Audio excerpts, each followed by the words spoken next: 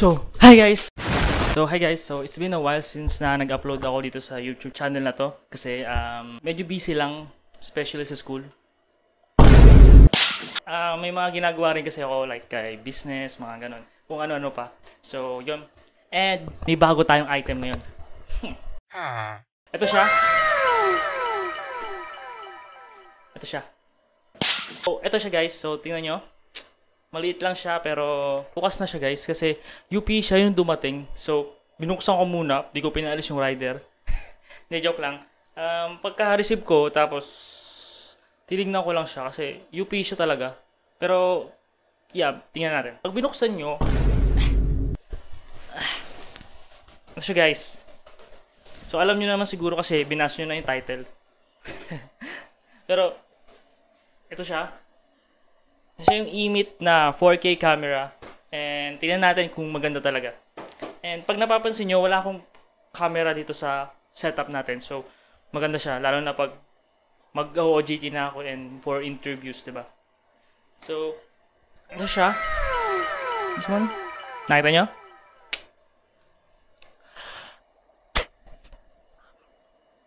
Ito sa pang ano lang, thumbnail. So yung buksan na natin.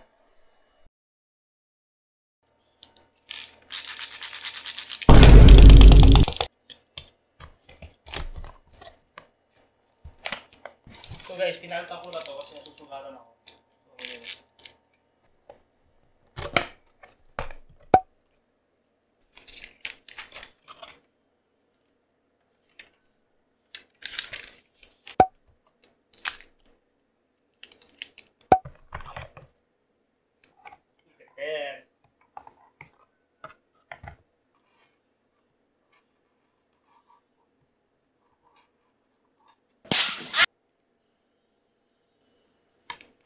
So Goma to guys.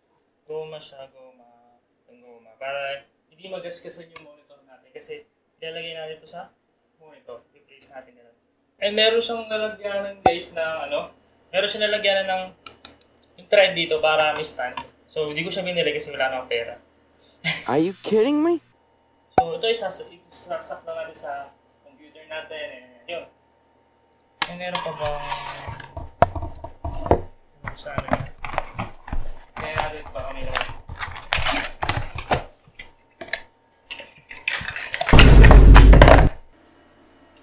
So, hi guys. So, ang problema ko, saan ko siya ikakabit dito sa setup natin.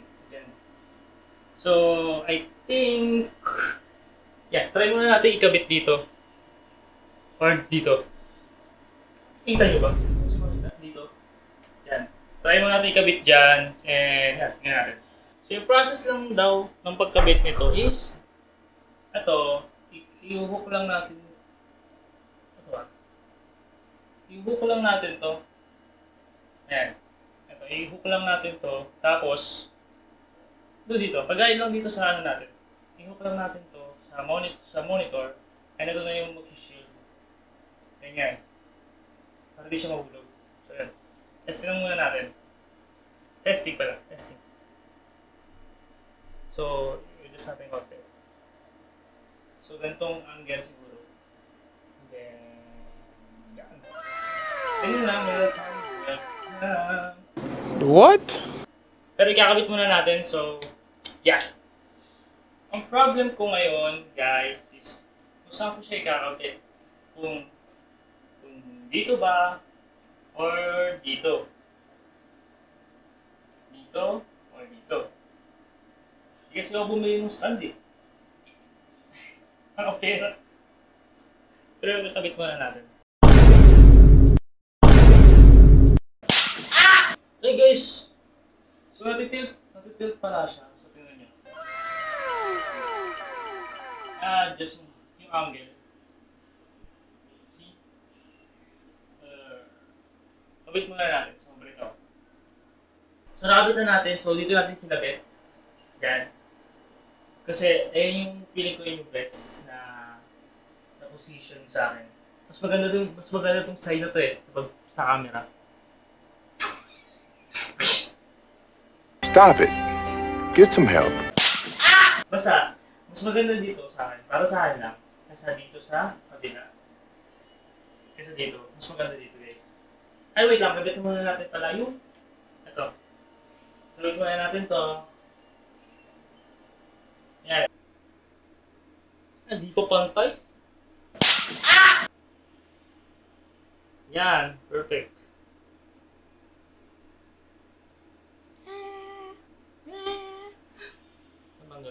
So, hi guys. So, ito yung setup natin ngayon. So, dito yung sa ating monitor. Tapos dito yung main and may ilaw tayo. So, tingnan nyo yung ano. Start lang natin mag-record. Start recording. So, ayan. Tingnan nyo. Ano tingin nyo? Maganda naman guys. So, stop naman natin. Lipat tayo dito. Wow! So, tingnan natin. So, maganda naman yung quality. And, yeah. And, maganda naman siya. Parang, hindi nga siya, What? para siyang camera talaga. And, sabi dito is maganda yung focus niya. So, tatry natin. So, ano? See? Focus agad.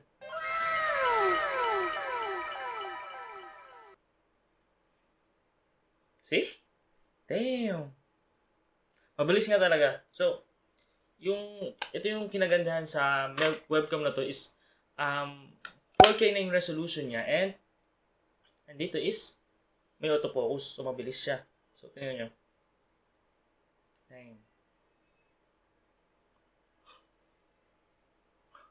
Pero, gano'n ka autofocus? Gano'n kalapit yung kaya niya? Tingnan nyo? Damn! Lapit pa natin. Tingnan nyo, parang nakikita na yung loob. So, maganda talaga guys. So, nabili ko siya is, how much ba? 1.4 sa TikTok shop. So, doon ko siya nabili. Okay? Don't get me wrong guys. Kaya medyo maganda yung quality gawa nung meron tayong soft light dito. And try natin patayin.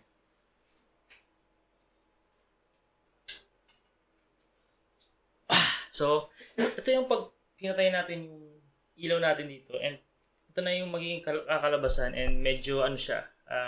Pag nakikita nyo yung background, medyo ano na siya, may pagka-noisy.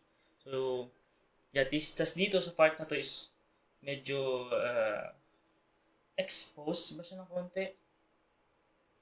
Tignan nyo. Yeah. Dito. So, pero testing pa rin natin yung focus niya is mabilis pa rin. Ooh. Yan. Doon lang siya nagkakaproblema. Siguro pag medyo malabo na. Tignan nyo.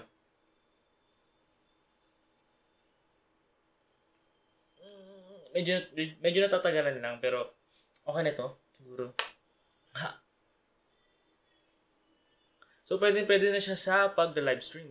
Kasi, yeah, maganda na yung quality. Kailangan mo na ng magandang ilaw o setup para gumanda yung ano mo. So, actually, gusto ko pang lagyan ng ilaw tong background nito eh. Para, kasi ayun yung higaan ko. What? Maganda na siya. For 1.4, look. And I think ito na yung pinaka-the best na for its price. And ito na yung pinaka-the best na webcam na makukuha nyo dito. And yeah. Yun lang. And especially meron pala itong ano. Nakalimutan ko, pwede pa pala itong i-adjust. And meron siyang app. So, tingnan natin download. Tingnan natin kung i-download pala natin. So, sorry guys, first time ko. So, yan. Hindi pa talaga dito. So, yun. So, punta tayo sa ating Google and search natin is. So, hi guys. Skip na natin tong part na to is kasi medyo matagal to and hinanap ko pa kasi kung saan ma-download yung app. So, ang gagawin lang natin is back mo natin ng konti. So, dito is punta ka lang sa Google or sa kung anong Chrome yung ginagamit nyo is type mo lang tong emit link and itong una-una tapos ito makikita nyo yung emit link.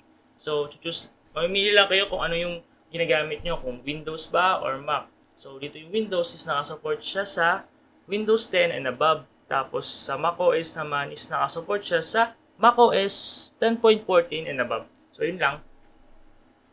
Actually, time check. 5:06, bro. Yan! Boom! So, pwede natin siyang i-control. So, ano to? Backlight compensation.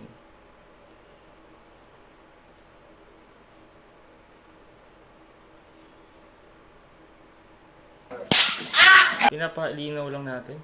Huh? Ganun ba? Ito, video settings. Ayan. So, brightness. Pwede natin i-add yung, yung brightness.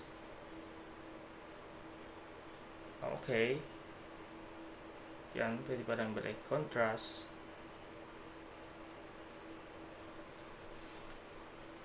Para sa akin, ayoko nang mag, sharpness.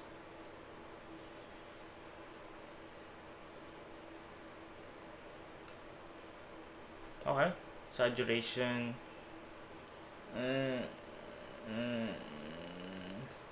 To be honest, ayoko nang galawin. Okay na to sa akin. So, reset na lang natin. Yep. Cartoon.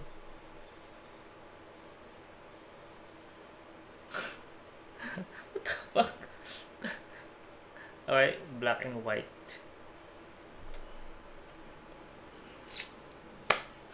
I don't know.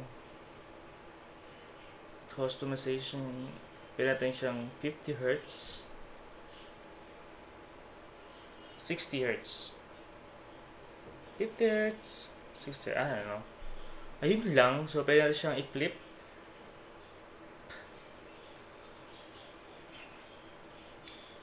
Okay na to. So, yun lang. Medyo, yun lang pwede mong Pero, yun lang yung pwede mong tawag dito, i-customize. Pero, para sa akin, ayoko nang galawin. Okay na to. Hindi rin ako masyadong magaling dyan. So, siguro soon, kung something. Pero, I'm gonna exit. So, yun lang guys. So, actually, mas maganda nga itsura dito eh. Like normal. Basta, focus lang kayo guys sa more on light. Sa lighting nyo. So, para mas gumanda yung camera kahit di na kayo mag-adjust. So, yun lang.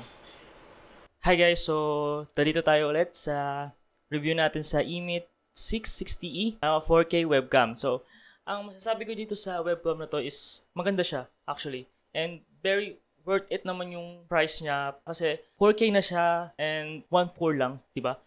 1.4 ko siya nabili sa TikTok shop and depende na lang sa inyo if nag-sale siya or something. And para sa akin is ito yung pinaka the best na webcam under 2K. Mas mabilis pa nga siya mag-focus dito sa sa camera ko. Tingnan nyo. Diba? Dito pa rin ako.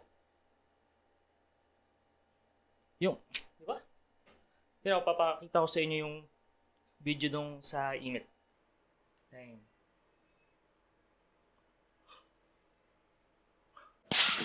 Punta muna tayo sa mga specs ng webcam natin is, unang-una sa lahat is, yung resolution ng eMeet.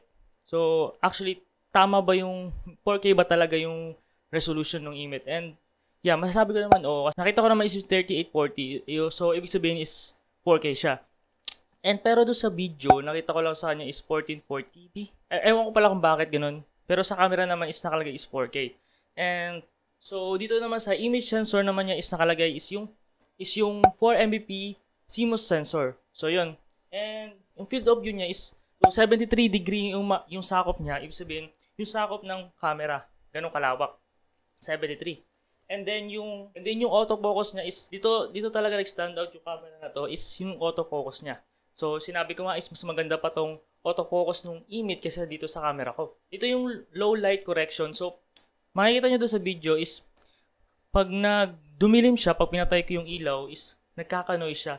And then, ibig sabihin, gumagana yung ISO para nag-a-adjust yung exposure. So, para lumiwanag, pero, syempre, nagkaka-noise gawa ng ISO. Tumataas. Nakikita nyo yung background.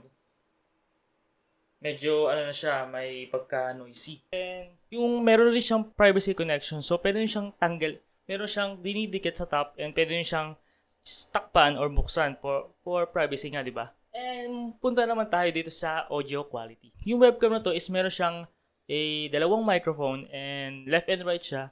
And masasabi ko naman sa microphone is okay lang. I mean, di naman siya ganun kaganda kagaya nitong gamit ko. Pero meron na rin siyang noise cancelling. So, ano mas maganda guys? I don't know. Hindi ko alam. Dito, pwede rin. Mas maganda kasi dun sa vertical ko. Both vertical na monitor. Pero, lagi kasi nakabukas to eh. Yeah, nakabukas lagi yan. Sinarado ko lang kasi ng video ko. Kasi may kasama rin naman ako sa may kasama rin naman ako dito. And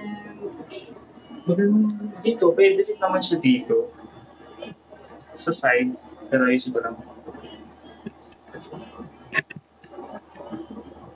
So, yung optimal pickup range niya is around 2.4 meters. So malayo na rin yung kaya niyang i-pick up na sounds. Diba? Punta naman tayo sa connectivity. So, ang maganda dito sa webcam na to is di mo na kailangan mag-download ng other software para gumana na to. Actually, it's a plug-and-play webcam. So, pagkasaksak mo is yun, gagana na siya. So, makikita nyo na siya sa computer nyo. Kagaya kasi sa akin, wala akong webcam. So, dati, pag binubuksan yung camera, walang lumalabas. So, pagkakabit ko sa computer and pagbukas ko ng camera na app, is gumana na agad siya. So, plug and play na. Wala na kayong gagalawin. So, yun na lang. Or, depende if meron kayong other camera. So, ayusin nyo na lang sa settings. Ganun. Dito naman tayo sa physical design and mounting. So, yung binili ko is yung pang-mount lang sa monitor, pero meron siya sa baba na makikita nyo para siyang may thread. So, pwede nyo siyang lagyan ng tripod if gusto nyo. O pwede nyo siyang ipatong na lang sa baba. Pwede nyo ipatong dito sa baba or dito sa taas, kagaya ko. Dito. Ayan. Yung mounted option niya is 180 degree adjustable. So, pwede nyo siyang iikot, ganon. Yeah. So, pwede nyo itarikot or something. And meron siyang 50 degree tilt. Kung makikita nyo sa video, nati-tilt siya kung anong gusto nyo. So, pag nakaganon siya, pwede nyo pang ibaba. Kagaya nito. Nasa taas siya, pwede nyo pang ibaba. Itutok nyo sa mukha nyo. Yung cable length niya is 1.5 meters. So, mahaba na rin siya. And yun. Kasi ito, yung wire na to, kaya niyang pumunta dito. Dito sa dulo na to. So, mahaba talaga. Kasi ito yung PC ko hanggang dito. Kaya naman. Yeah. Tapos, so yung power supply niya is a USB bus. So, USB bus powered by 5 volts and 500 milliampere. Yun lang. Ang masasabi ko dito sa webcam na to is very affordable naman siya for its quality naman. And I think ito na yung pinaka the best na budget camera na makukuha nyo under 2K or probably under 1.5, di ba? And pwede siyang tumaas yung presyo guys if gusto nyo. Kasi may nakita ko doon is may mga add-on deals. So kung gusto nyo may ring light, yung parang ilaw kagaya ko, meron akong ganito. Tataas pa siya and yung tripod rin. Pero binili ko lang yung pinaka the base kasi hindi ko naman kailangan yun. And yun lang guys. So see you guys in another tech review. So hi guys. So ngayon tapos na ako sa pag-edit as you can see. So dito. And gusto ko lang sabihin sa inyo na meron tayong Instagram. So, meron akong ginawang Instagram. So, if gusto nyo maging updated sa nangyayari dito sa channel na to, is follow nyo ako sa Instagram and lilink ko siya sa description. And, yeah. See you guys in another tech review. Bye-bye!